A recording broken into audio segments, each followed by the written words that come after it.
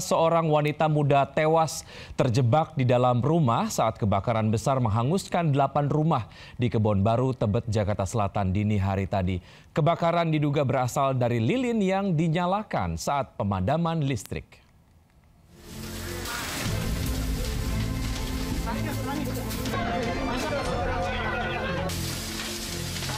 Kobaran api membesar dan menghanguskan 8 rumah warga di Jalan J, Kelurahan Kebon Baru, Kecamatan Tebet, Jakarta Selatan, pukul 1:30 dini hari tadi.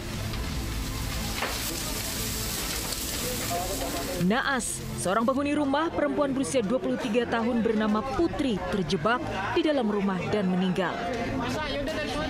Jenazah korban dievakuasi sementara ke musola setempat. Dugaan kami ya menghimpun dari keterangan warga, karena saat padam itu warga pada menggunakan penerangan ada sebagian dari lilin, dan rumah yang ke titik awal itu sedang ada menggunakan penerangannya pakai lilin, penyalaan lilin. Jadi dugaannya kita mengarah sementara dari lilin tersebut. Kebakaran diduga berasal dari lilin yang tengah digunakan di salah satu rumah warga saat terjadi pemadaman listrik. Api berhasil dipadamkan setelah 18 unit pemadam kebakaran dikerahkan ke lokasi. Saat ini puluhan korban kebakaran, terutama lansia, ibu-ibu dan anak-anak, telah dievakuasi ke musola setempat. Dari Jakarta, Miftahul Gani, iNews melaporkan.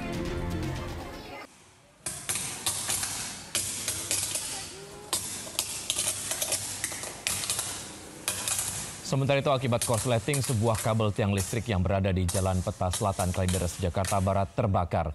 Lokasi kabel berada di belakang SPBU, membuat petugas SPBU dan masyarakat panik, khawatir api merambat ke SPBU. Kabel listrik ini terbakar setelah salah seorang petugas PLN memperbaiki sambungan kabel pada tiang listrik ini, dan hingga saat ini aktivitas penjualan BBM ditutup. Warga yang tengah mengisi BBM diminta untuk menjauh.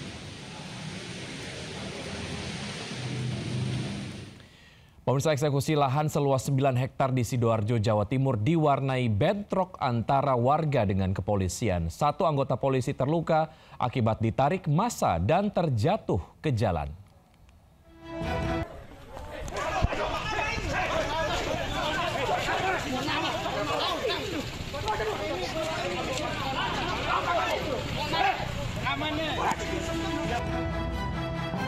Eksekusi lahan seluas 9 hektar di Desa Tambak Oso, Kecamatan Waru, Sidoarjo diwarnai kericuhan.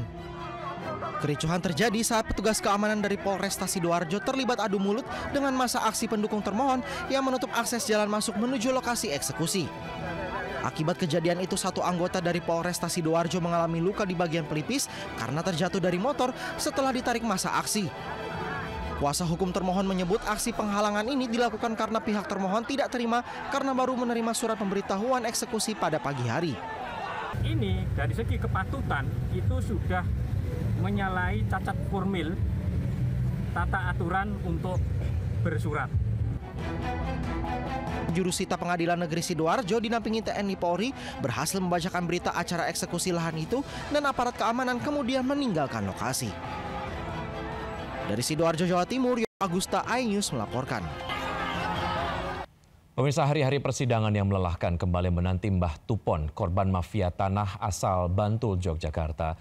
Kini lansia buta huruf tersebut digugat 1 miliar oleh tersangka mafia tanah yang sebelumnya bersengketa dengannya.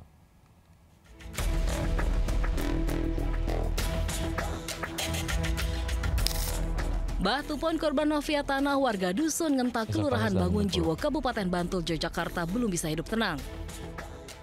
Lansia buta huruf ini kini digugat 1 miliar oleh 2 dari 7 tersangka mafia tanah. Alasan gugatan karena tersangka tak nyaman namanya viral setelah kasus mafia tanah terungkap. Gugatan perdata dilayangkan di Pengadilan Negeri Bantul dan sidang akan dimulai 1 Juli mendatang. Kuasa hukum Mbah Tupon mengaku siap menghadapi gugatan tersebut. Sementara itu, terkait kasus mafia tanah, Polda DIY telah menetapkan 7 tersangka. 1 orang telah ditahan bernama Bibit Sukamto. Polda sudah menetapkan ada 7 tersangka.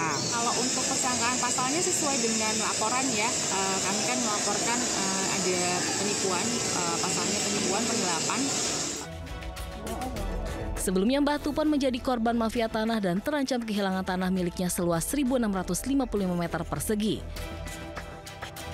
Jerat mafia tanah terungkap setelah Mbah Tupon hendak memecah bidang tanah miliknya. Tiba-tiba mendapat kabar bahwa tanah tersebut telah berubah nama dan akan dilelang.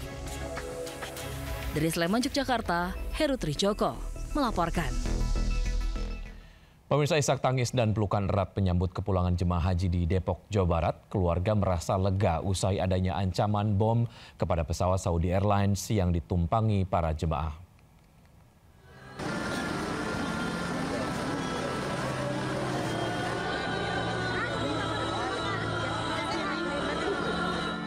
Isak tangis mengiringi pelukan erat keluarga dan jemaah yang baru saja tiba di halaman Balai Kota Depok, Jawa Barat.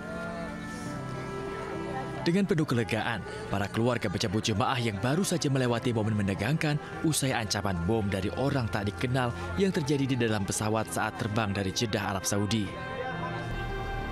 Meskipun dipastikan hoax, peristiwa itu tetap membuat trauma dan kekhawatiran mendalam khususnya di kalangan keluarga yang menanti di tanah air. Ada anak nanya, ada apa sih mama? Kata dia nanya itu. Katanya ada bom. Lah, juga tahu kan di situ. Padahal nggak ada, Neng. Lihat terus terang. Nggak ada bom. Tadi aja apa dipulangin naik dari Medan, naiknya ke Jakarta pakai kapal itu juga. Pesawat yang ditumpangi para jemaah tersebut dialihkan ke Bandara Kuala Namu setelah muncul ancaman bom melalui email yang diterima otoritas penerbangan. Kita terima jemaah haji itu jumlahnya genap 442 jemaah, petugas. Mereka semuanya sehat dan mudah-mudahan bisa pulang ke rumah masing-masing dalam keadaan bahagia dan senang.